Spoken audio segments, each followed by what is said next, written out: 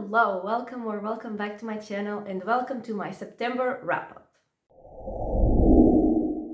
So in September I read 7 books and I read mystery, thriller, I read horror, I read fantasy, I read sci-fi, so I read a little bit of everything of the genres that I read. And the first book I read was The Viper, and this was the 8th book in the Dave Gurney series, and this is a mystery thriller, but more mystery than thriller series, and we follow a retired detective called Dave Gurney, and he's retired, but he always goes back to help in whatever cases he's asked to help. And in this particular book, the person who asks him for help is actually a friend of his wife, and she wants him to look into a crime that already has someone that was found guilty. There was someone already convicted for a murder, but she doesn't believe that that person was actually responsible.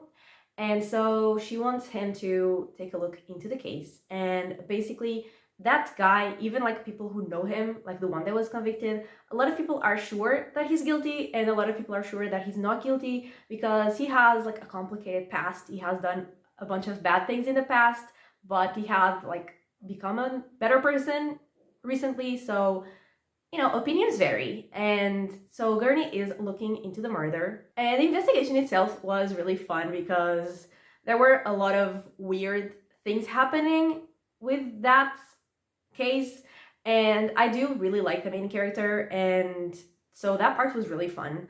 But my actual favorite character was barely in this book, and then there was another character that kind of annoyed me a little bit.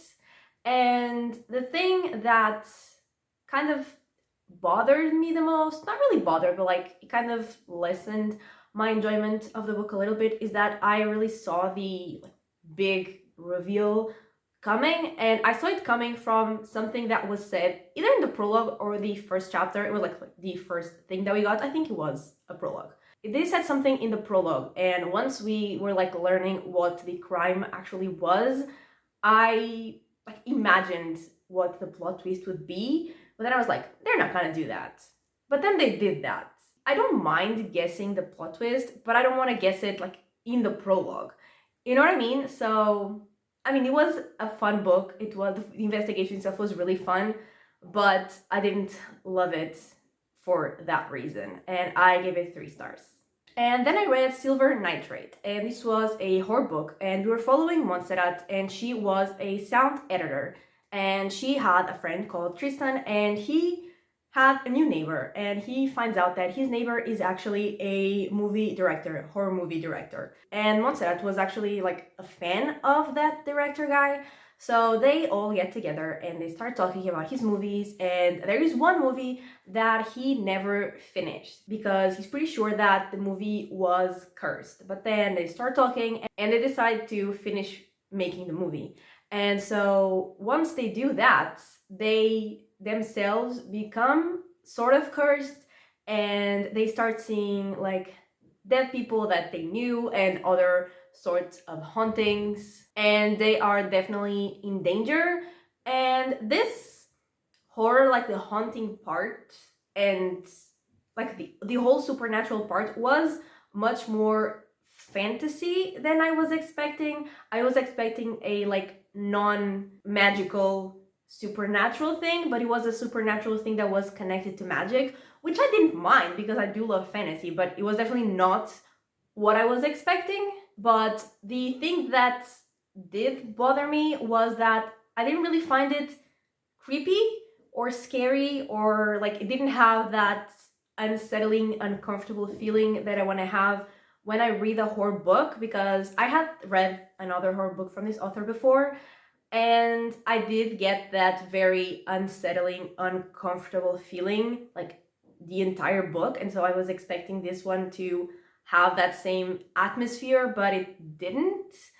So the magic, haunting, supernatural thing was fun, but it wasn't really scary or creepy. And I also gave this one 3 stars.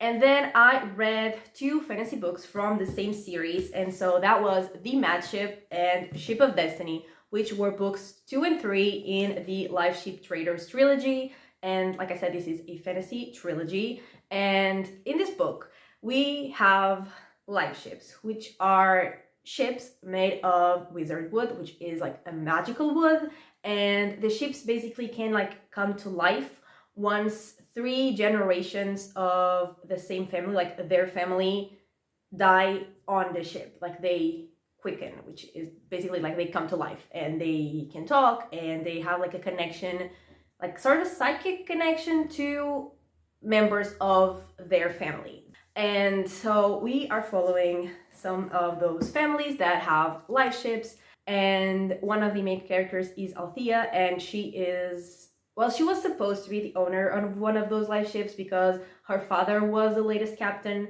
but then the ship actually went to her sister's husband, so her brother-in-law, and he had no actual connection to the ship, but he was the one who was given the ship. And so we are following Althea as she tries to get her ship back, and at the same time we are following her nephew, who was studying to be a priest, but then his father forces him to be on the ship so that like the ship could be his one day, even though he does not want that. And we are also following a pirate called Kenneth, and he wants to be the first pirate king. And at the same time there are serpents, like water serpents, and we know they are looking for She Who Remembers, and we know that they want like the memories that they need to evolve into something, and we don't know at first what it is. And that was actually something that in the beginning of the series I was super confused. I didn't understand anything about the serpents, but then once I started to understand, it was like one of the things I was the most invested in, and I really loved that storyline. And I loved the plot of this series, and all the characters were amazing, because even the characters that I hated, like they were good characters. Like I hated them, like they were supposed to be hated, but they were really good characters. And that pirate, I absolutely hated him. He was a horrible person, but his story was so interesting. And so like every time we were following his POV, like even though I hate him, he's terrible, I was always really interested in what was happening. And I was like, I liked his chapters. And the pacing was a little slower than my preferred pacing, but like these were 900-page books, so I was not expecting them to be fast. And this book, the second one, was my favorite in the series because there were just so many reveals. We learned so much about the world and all the characters and their stories, and I loved everything about that. And also so much happened to move the plot forward, and I absolutely love this book, and I gave it 4.5 stars. And this one I also loved, but I loved it a little less because there was one character that he was more present in this book than any of the others, and every time we were in his chapters it was more about the like political situation. And even though the political situation was obviously important for the story, I wasn't really like, it wasn't the thing that I was the most interested in. I was more interested in the life ships and the serpent and like the main characters that I talked about. So every time we were in these chapters I was a little bored, and yeah, I didn't really care about those chapters, and we got a lot of him in this book, so I didn't love it as much as the previous one, but I still really enjoyed it. And I really loved the ending because it was really satisfying, but not in the way that I expected it to be when I started reading the series, but it was still really good, and I gave it 4 stars. Then I read Antimatter Blues, and this was the second and last book in the Mickey 7 duology, and it was a science fiction duology. And basically in this series we are following Mickey 7, and he is the 7th version of a guy called Mickey because he is an expendable, and they are on like a space exploration mission, and they are like going to another planet. And while they're going, they basically need someone to perform all the possibly deadly tasks, and so they need an expendable, and Mickey is that guy. And so every time a version of Mickey dies, a new Mickey is created, and so we are following the 7th. And then he, in the beginning of the first book, is also in a like dangerous mission, and everyone thinks that he has died, and so they create Mickey 8. But then it turns out that Mickey 7 is alive, and he makes it back to their station, and now there are 2 Mickeys, and that is not allowed, and we see them like navigate that.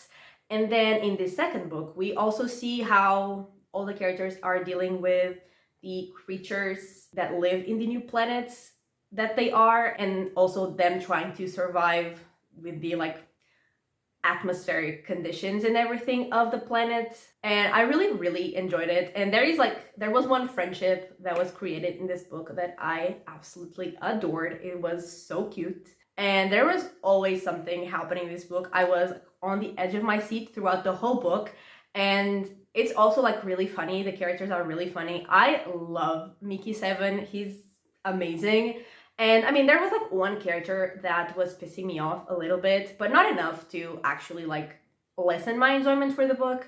And yeah, it was so fun. I had a great time with this book. I also really love the ending, and I gave this one 4.5 stars. Then I read Blood Debts, and just like Antimatter Blues, this was one of my anticipated releases for this year, and this was the first book in the Blood Debts series, duology possibly, and it is fantasy. And this book was set in New Orleans, and we were following two twins, Clem and Chris, and they were both witches. And Chris used to be like so great at magic. She was fantastic, and then she started using magic because she cast a spell that accidentally caused her father's death. And so she stopped using magic, and no one really knows that she did that. No one knows about her spell, and so no one knows why she stopped using magic. And then we have Clem, and he loves using his magic, even though he was never as good as Chris. And we also learn that their mother is really sick, and they're trying to,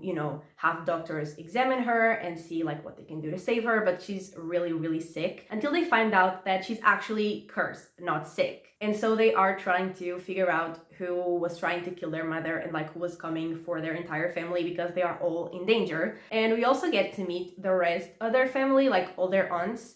And I really love their dynamic because it felt very realistic for a family. And we also got to meet the like rival family of their family, and I hated them so much. I know that I was supposed to, and I just want to confirm that I did really hate them. And they were also investigating a murder that had taken place, I want to say 30 years before, and seeing how that is connected to everything that's happening in the present. And the investigation was so fun, and I absolutely loved the two main characters, and I was always invested from beginning to end.